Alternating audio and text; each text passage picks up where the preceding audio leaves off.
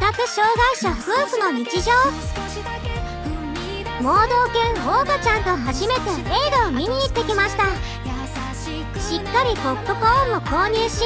受付で席までの誘導をお願いしました。案内してくださったスタッフの方に「いい子ですね、ぜひまたいらしてください」と言っていただけて嬉しかったです。初めての映画館に緊張していたようですが、私の足元でおとなしく眠っていてくれたオーガちゃん、今日も本当にありがとう。